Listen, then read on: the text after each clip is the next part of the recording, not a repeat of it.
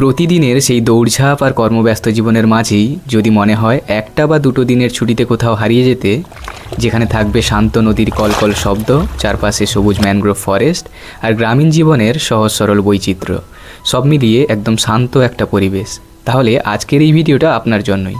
চলুন আজ আপনাদেরকে কলকাতার খুব কাছেই কিন্তু কোলাহল থেকে অনেক দূরে এমনই এক সুন্দর জায়গায় আপনাদেরকে নিয়ে যাই।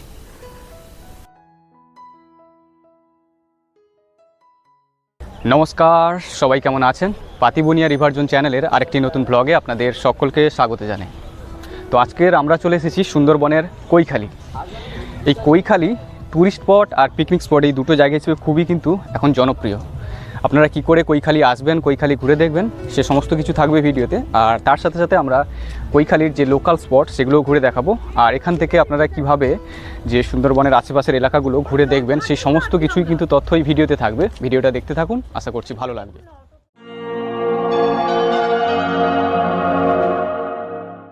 তো বন্ধুরা, কৈখালী আসতে গেলে প্রথমেই আপনাদেরকে আসতে হবে শিয়ালদহ সাউথ সেকশন। শিয়ালদহ থেকে আপনারা নামখানা কিংবা লক্ষ্মীকান্তপুর লোকাল ট্রেন ধরে সরাসরি চলে আসবেন জয়নগর মজিলপুর স্টেশনে। জয়নগর স্টেশনে নামার পরেই স্টেশনের বাইরে প্রচুর অটো পেয়ে যাবেন। এখান থেকে দুইভাবে আপনারা কৈখালী যেতে পারেন।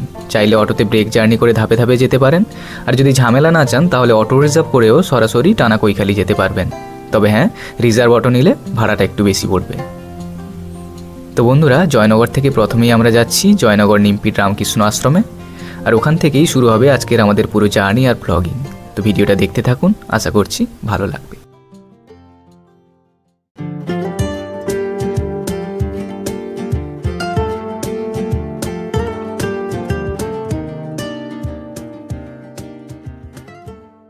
কৈখালী যাওয়ার পথে আমরা চলে এলাম নিমপিট রামকৃষ্ণ আশ্রমে।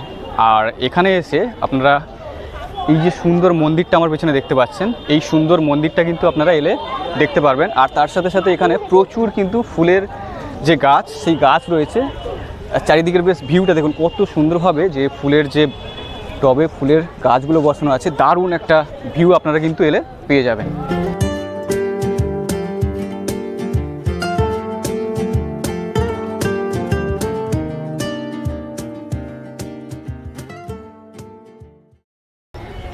এছাড়া আপনারা কৈখালীতে এই যে নিমপিট আশ্রমের, এই আশ্রমের একটা ওখানে স্টে হাউস রয়েছে। তো আপনারা ওখানে গেলে কত টাকায় ওখানে থাকতে পারবেন বা কি, সে সমস্ত কিছু তথ্য কিন্তু ভিডিওতে থাকবে। আপনারা ভিডিওটা দেখতে থাকুন, সমস্ত তথ্য ভিডিওতে থাকছে। চলুন এবার আপনাদেরকে জানাই কৈখালীতে নিমপিট আশ্রমের গেস্ট হাউসে থাকতে গেলে ঠিক কত টাকা খরচ পড়ে। এখানে মাথা পিছু 600 টাকা খরচ পড়বে, তবে এর মধ্যেই থাকা আর খাওয়া দুটোই অন্তর্ভুক্ত। তবে একটা কথা মাথায় রাখবেন, বুকিংটা কিন্তু সরাসরি নিমপিট আশ্রম থেকেই করতে হবে। আর যারা মন্দিরের ভোগ প্রসাদ খেতে চান তাদের জন্য আলাদা একটা ব্যবস্থা আছে। মাত্র 10 টাকা দিয়ে ভোগ প্রসাদের কুপন সংগ্রহ করতে হবে। আর প্রতিদিন দুপুর 12:30টায় মন্দির বন্ধ হওয়ার পর থেকেই ভোগ বিতরণ শুরু হয় এখানে। ভোগ প্রসাদ হিসেবে এখানে থাকে ভাত, ডাল, সবজি, পায়েস আর মিষ্টি। একদম সাধারণ কিন্তু খুবই তৃপ্তিকর। তো এবার আর দেরি না করে চলুন রওনা দেওয়া যাক কৈখালীর উদ্দেশ্যে। নিমপিট থেকে কৈখালী যেতে হলে প্রথমে আপনাদেরকে যেতে হবে জামতলা, আর তারপর জামতলা থেকে সরাসরি কৈখালী। চলুন যাত্রা শুরু করা যাক।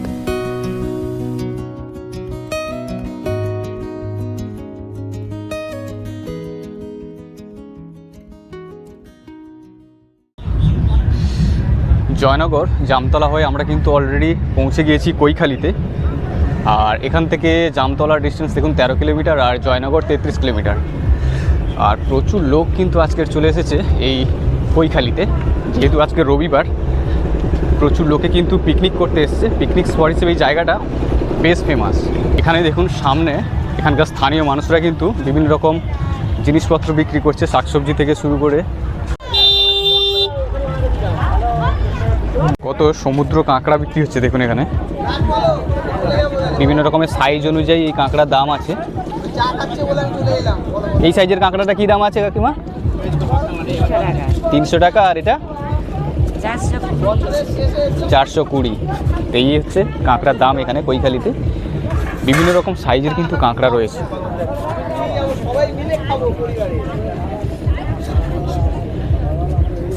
বাহ, সমুদ্র কাঁকড়া কিন্তু আপনারা এখানে এলে পেয়ে যাবেন, বেশ ভালো সাইজের কাঁকড়া।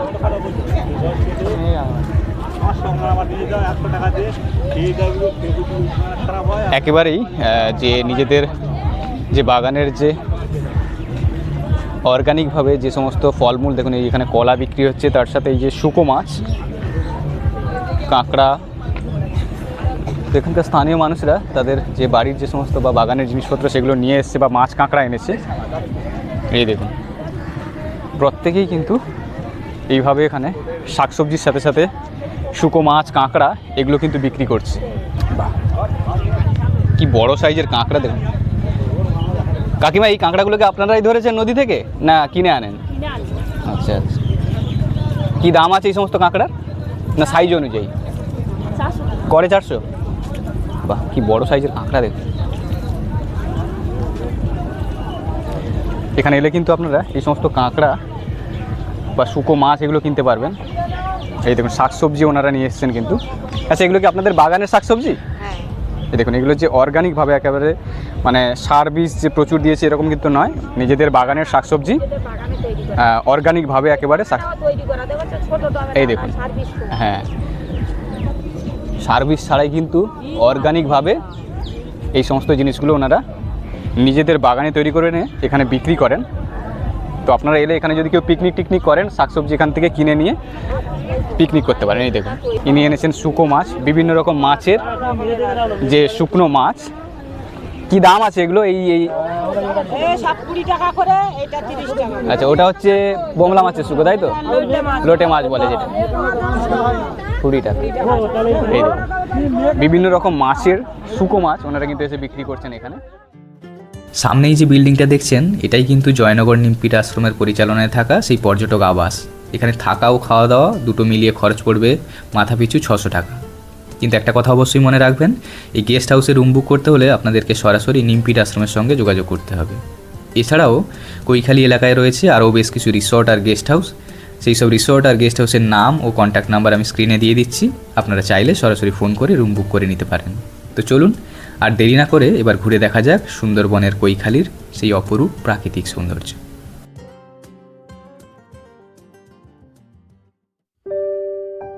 এই যে সামনে বিশাল আকাশের নিচে যে নদীটা ছড়িয়ে আছে, এটাই সুন্দরবনের প্রাণ মাতলা নদী। জলটার দিকে একটু তাকান, কখনো হালকা নীল, কখনো সবুজের ছোঁয়া। মনে হচ্ছে যেন প্রকৃতি নিজেই রং তুলি দিয়ে আঁকছে প্রতিটা মুহূর্ত।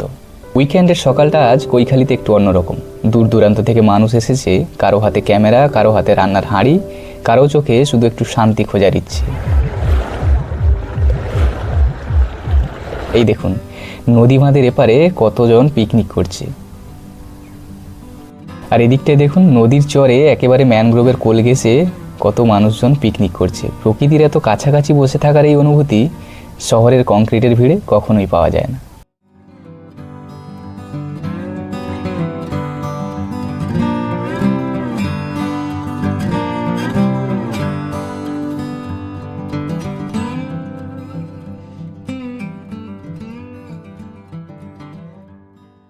আর সামনেই দেখুন একটা ছোট্ট বোট ধীরে ধীরে এগিয়ে চলেছে মাতলার বুক চিরে। শান্ত জলের উপরে ঢেউ তুলে মনে হচ্ছে যেন কোনো এক গল্পের শুরু হচ্ছে এখনই। আপনি যদি এখানে কিছুক্ষণ চুপচাপ বসে থাকেন, দেখবেন একের পর এক বোট যাচ্ছে। কেউ যাচ্ছে ঝড়খালির দিকে, কেউ আবার সুন্দরবনের গভীরে। এই বোটগুলোই মানুষকে নিয়ে যায় ম্যানগ্রোভের অচেনা পথে, নদীর বাঁকে, অপরূপ সুন্দরবনের হৃদয়ের কাছে। আর হ্যাঁ, আপনারাও চাইলে এই বোটে চেপে মাতলা নদীর বুকে কিছুটা সময় কাটাতে পারেন, অথবা সুন্দরবনের ভিতরে ছোট্ট একটা ট্রিপ প্ল্যানও করতে পারেন। কিভাবে করবেন এই প্ল্যান, কত টাকা খরচ হতে পারে, সবটা এখনই বলছি। তাই ভিডিওটা শেষ পর্যন্ত দেখতে থাকুন, কারণ আসল অভিজ্ঞতা এখনও বাকি।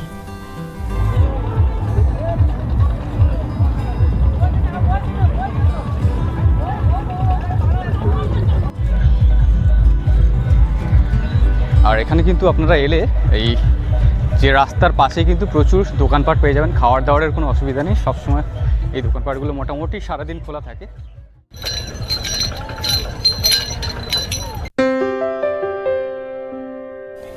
অনেকক্ষণ ঘোরাঘুরির পর একটু আখের রস খেয়ে নিলাম।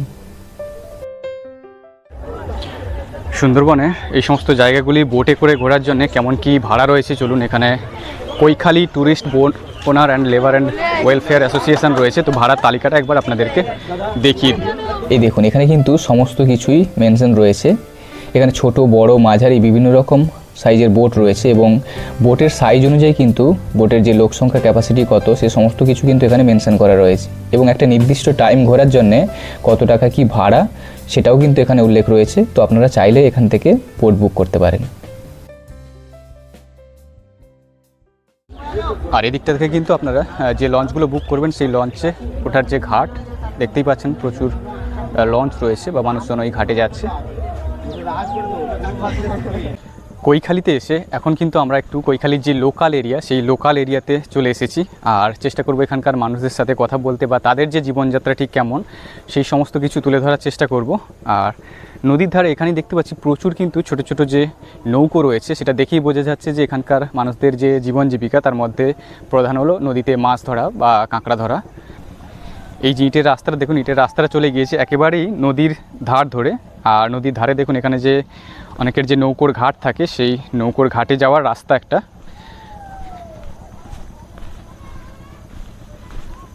আশেপাশেই কিন্তু এগুলো সব ম্যানগ্রোভ উদ্ভিদ। আর এই দেখুন এটা হচ্ছে নৌকোর যে ঘাট সেই নৌকোর ঘাটে যাওয়ার রাস্তা। এই দেখতে পাচ্ছেন এখানে একটা নৌকো বাঁধা আছে। এরকম আশেপাশে কিন্তু প্রচুর নৌকো রয়েছে। তো এই সমস্ত নৌকো নিয়ে কিন্তু এখানকার স্থানীয় মানুষরা যারা নদীতে মাছ কাঁকড়া ধরেন তারা কিন্তু এই সমস্ত নৌকো করে চলে যান নদীতে। এখানকার স্থানীয় মানুষদের তাদের যে হাঁস মুরগি গবাদি পশু সেগুলো কিন্তু রয়েছে।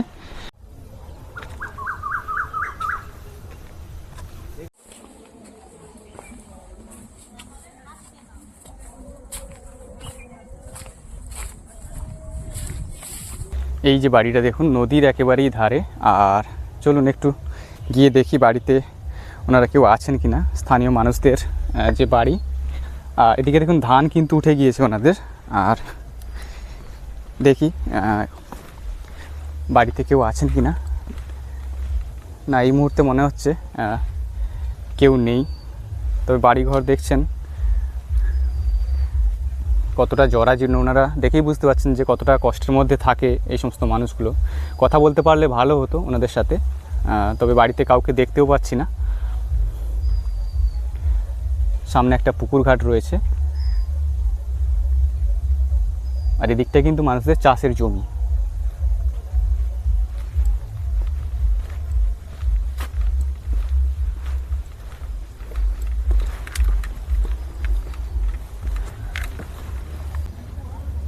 এখানে দেখুন নদীর ধারে তিনখানা নৌকো কিন্তু তাদের যে ঘাটে বাঁধা রয়েছে।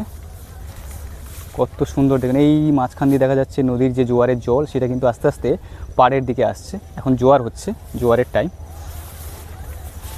আর এদিকটায় মানুষজন ধান ঝাড়ানোর পরে যে খড়কুটো সেগুলোকে কিন্তু রাস্তার উপরে বিছিয়ে দিয়েছে।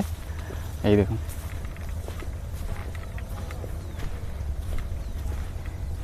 এখানকার একজন স্থানীয় মানুষদের বাড়ি। কত সুন্দর দেখুন, এটা যতদূর সম্ভব ধানের গোলা।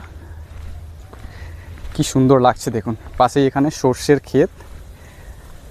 এই হচ্ছে গ্রামীণ সৌন্দর্য।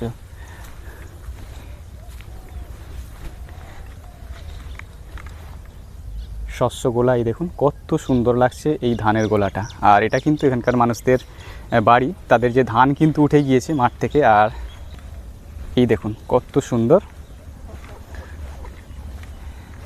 কাকিমা কেমন আছেন? ভালো আছেন তো? হ্যাঁ ভালো আছি। কি সুন্দর দেখুন বাড়ির সামনে ওনারা বিভিন্ন রকম যে শাক সবজি কিন্তু ওনারা চাষ করেছেন। ধনেপাতা থেকে শুরু করে পালং শাক, এদিকে রয়েছে বিট, ওলকপি, গাজর, সমস্ত কিছুই কিন্তু অল্প অল্প করে চাষ করেছেন, যেটা কিন্তু বাড়িতে নিজেদের যে নিত্য প্রয়োজনীয় শাকসবজি সেগুলো কিন্তু বাজার থেকে অনেকটা সাশ্রয় হয়ে যাবে, যে বাজার থেকে কিনতে হবে না। এটা একটা ভালো দিক গ্রামাঞ্চলের। আর এই কিন্তু ওনাদের বাড়ি, ছোট্ট একটা বাড়ি। সামনেই দেখতে পাচ্ছেন একটা বাড়ি রয়েছে খড়ের ছাউনি দিয়ে। আর এটা কিন্তু আরেক কাকিমাদের বাড়ি। এখানে এই হচ্ছে গ্রামীণ ঐতিহ্য। বেশ সুন্দর লাগলো কিন্তু কাকিমাদের এই যে বাড়ির পরিবেশটা কত সুন্দর দেখুন। এদিকে রয়েছে একটা পুকুর ঘাট, পাশে আবার গাঁদা ফুলের যে গাছ কিন্তু লাগানো রয়েছে। আর কত ফুল ফুটেছে দেখুন। এদিকটায় মাঠ থেকে যেহেতু ধান উঠে গিয়েছে তাই ফাঁকা একেবারে মাঠ, আবার কিন্তু ধানের যে বীজতলা সেই বীজতলা কিন্তু প্রস্তুত হচ্ছে। এই দেখুন তার একটা নিদর্শন আপনাদেরকে দেখাই। এই যে এই জায়গাটা কিন্তু ধানের বীজতলা আবার নতুন করে হয়েছে। আর ওই সামনে দেখুন একটা, আর এখানে আলু চাষ হয়েছে দেখা যাচ্ছে সামনে থেকে।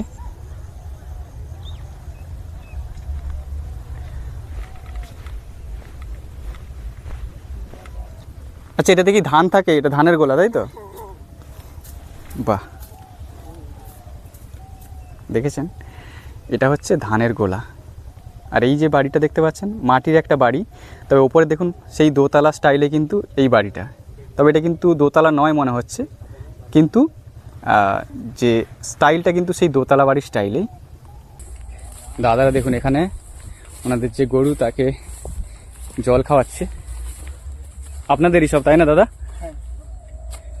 কৈখালিতে এলে এই সমস্ত লোকালয়ের দিকে যদি আপনারা আসেন মেন স্পট থেকে, এই গ্রামীণ বৈচিত্র্য কিন্তু আপনারা খুঁজে পাবেন। পাশেই দেখুন ম্যানগ্রোভ অরণ্য আর মাতলা নদী রয়েছে। আর এদিকে দাদাদের এটা বাড়ি, আপনাদের বাড়ি তাই তো? এই কিন্তু দাদাদের বাড়ি। এই যে দাদা ওখানে গরুকে জল খাওয়াচ্ছে, আর এটা হচ্ছে দাদাদের বাড়ি। চলুন একটুখানি বাড়ির ভিউটা আপনাদেরকে দেখাই, কতটা সুন্দর আপনাদেরকে একটু দেখাই। এই হচ্ছে বাড়িতে যাওয়ার রাস্তা, নদী বাঁধ থেকে বাড়িতে যেতে গেলে এই ইটের যে রাস্তাটা ধাপে ধাপে নিচে নেমে গিয়েছে। এই হচ্ছে দাদাদের বাড়ি। কাকিমা কেমন আছেন? ভালো আছেন তো? হ্যাঁ ভালো আছি। আমাদের কিন্তু ধান উঠে গিয়েছে, আর ধান ঝাড়ানো এখনো বোধ হয় কিছুটা হয়েছে আর কিছুটা মনে হয় বাকি আছে। এদিকটায় ধানের গাদা রয়েছে, আর এটা ধানের গোলা সম্ভবত। এটা ধানের গোলা নয়? আচ্ছা আচ্ছা, এইটা ধানের গোলা। দাদু ওখানে বসে আছেন, দাদুর সাথে একটু কথা বলি।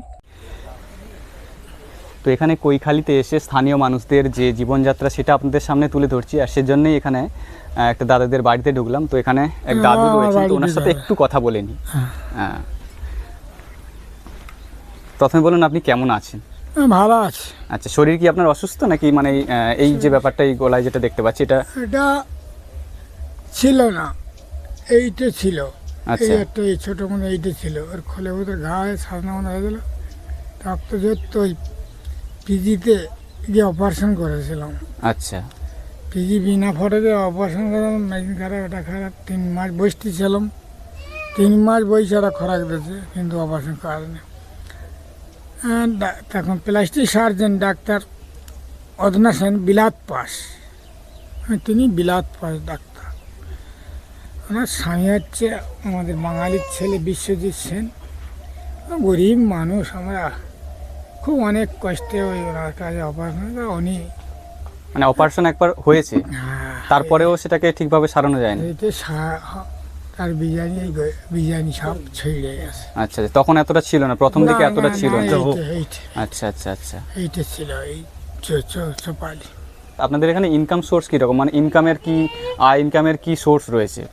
ইনকাম আর চাষবাস আর এইসব লৌকোডোঙা এইসব খেটে খুটে খুব কষ্টে তারপরে যায়। এখন উইতে যাচ্ছে লোক সব অন্ধ্রপ্রদেশ, এই কাজে যেতে হচ্ছে, ছেলেমেয়েদেরকে কাজে যেতে হচ্ছে বাইরে, কলকাতার মধ্যে এইসব কষ্ট। তো এইভাবেই কিন্তু এখানকার কৈখালির বেশ কিছু মানুষদের জীবন কাটে। আমরা এসেছিলাম আপনাদের এখানে ঘুরতে, তারপরে ভাবলাম আপনাদের ওখানে তো প্রত্যেক মানুষই আসে, কিন্তু গ্রামের মানুষের সাথে সেইভাবে কেউ দেখে যায় না, বা কেমন লোকে ভালো ওই জায়গাটায় ভালো দিকটা তুলে ধরে সবসময়।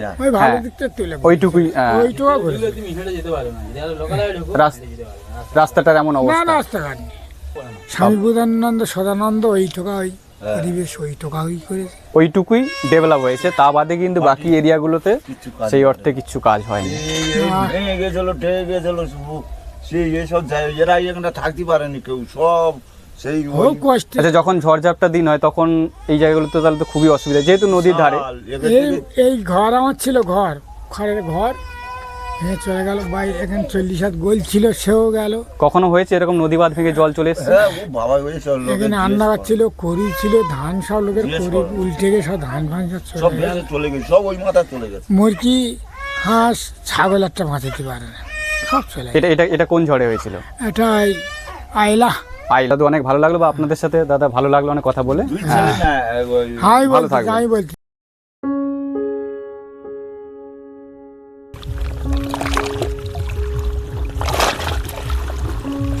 প্রকৃতির কি অপূর্ব রূপ। একটু যদি নিরিবিলিতে সমুদ্র সৈকত বা যে কোনো নদীর ধারে সময় কাটতে চান, কৈখালিতে আপনারা অবশ্যই চলে আসতে পারেন। কৈখালি মেন স্পটে কিন্তু এখন প্রচুর ভিড় রয়েছে, তবে আপনারা যদি মেন স্পট থেকে একটু সাইডে, একটু লোকাল এরিয়ার এই সমস্ত সাইডে চলে আসতে পারেন, তাহলে কিন্তু আপনাদের খুবই ভালো লাগবে, কারণ মেন স্পটটাতে প্রচুর ভিড়, একটা ক্রাউডেড প্লেস। কি সুন্দর দেখুন, মাতলা নদীর জল বয়ে চলেছে, আর নদীর যে জলের যে ঢেউ, সেই ঢেউয়ের যে শব্দ, মৃদু যে শব্দ, সেটা কিন্তু আপনারা এখানে এসে উপভোগ করতে পারবেন। আলাদাই একটা অনুভূতি হবে, চলে আসতে পারেন। সুন্দরবনের কৈখালিতে এসে আমরা এখন চলে এসেছি একেবারেই রিভার সাইডে, আর দেখতেই পাচ্ছেন মাতলা নদী সামনে। তো এই হচ্ছে মাতলা নদী, আর তার সাইডে এরকম দেখুন প্রচুর ম্যানগ্রোভের যে উদ্ভিদ রয়েছে, ম্যানগ্রোভ অরণ্য। আর এই ম্যানগ্রোভ অরণ্যের সাইড ধরে দেখুন এখানে জোয়ারের জল যেহেতু এখন কিছুটা যে নদীর পাড় থেকে একটু নিচে রয়েছে, তো সে কারণেই এখানে এই যে নদীর ধার ধরে কিন্তু ম্যানগ্রোভ, একদিকে ম্যানগ্রোভ উদ্ভিদ আর একদিকে মাতলা নদীর জল, তার মাঝখান দিয়ে দেখুন এই সমস্ত জায়গা ধরে কিন্তু প্রচুর মানুষজন এখানে চলাচল করে, এখানে এসে নদীর ধারে কিছুটা সময় কাটায়। প্রচুর মানুষজন, আরও যদি কিছুটা সামনে এগোই তো দেখতে পাবেন প্রচুর মানুষজনের ভিড়। আমরা আরেকটু দূরে চলে এসেছি মেন স্পটটা থেকে, যাতে এখানে লোকজনের ভিড়টা যেহেতু কম। তবে একটা জিনিস, এখানে সমস্ত কিছুই কিন্তু কৈখালিতে ভালোই লাগলো, তবে তার সাথে যে জিনিসটা খারাপ লাগলো সেটা হচ্ছে এখানে প্রচুর মানুষজন পিকনিক করতে এসে এই যে ম্যানগ্রোভ অরণ্যে এখানে অনেকেই এসে রান্না বান্না করে, খাওয়া দাওয়া করে, কিন্তু যে প্লাস্টিক বা পলিথিন বা যে পেপার প্লেটগুলো যেগুলো আনে ওনারা, সেগুলো কিন্তু ওনারা নিয়ে গিয়ে ডাস্টবিনে ফেলে না, বা সমস্ত কিছুই কিন্তু এই নদীর ধারেই ফেলে যান আবর্জনার স্তূপ বানিয়ে দিয়ে। তো এই যে কৈখালির যে সুন্দরবনের সুন্দর একটা পরিবেশের যে ঐতিহ্য, সেটা কিন্তু আমরাই ধীরে ধীরে নষ্ট করছি। এত সুন্দর জায়গাটাকে এভাবে নোংরা আপনারা নাই বা করলেন। আমি জানি প্রত্যেকেই আসেন, ভালোভাবে এসে এই সমস্ত জায়গাগুলোতে এসে আপনারা অবশ্যই পিকনিক করুন এই সমস্ত জায়গায়, তবে আপনাদের কাছে একটাই অনুরোধ, পিকনিক করার পরে যে সমস্ত আবর্জনা স্তূপগুলো সেগুলো নিয়ে গিয়ে কাছাকাছি কোথাও যে ডাস্টবিন রয়েছে সেই সমস্ত ডাস্টবিনে আপনারা ফেলুন। এটুকুই অনুরোধ আপনাদের কাছে। এই সমস্ত সুন্দর জায়গাগুলোকে প্লিজ নোংরা করবেন না এভাবে। সুন্দরবনের ঐতিহ্য আপনারা বজায় রাখুন, এটুকু রিকোয়েস্ট আপনাদের কাছে রইল। তো বন্ধুরা, এই ছিল আজকের কৈখালি ভ্রমণ ব্লগ। ভিডিওটি কেমন লাগলো অবশ্যই কমেন্টে জানাবেন, আর ভিডিওটি যদি ভালো লেগে থাকে তাহলে চ্যানেলটিকে সাবস্ক্রাইব করে পাশে থাকবেন। দেখা হচ্ছে পরবর্তী আরেকটি নতুন ব্লগ ভিডিওতে। ততক্ষণের জন্য সবাই সুস্থ থাকুন। শুভরাত্রি।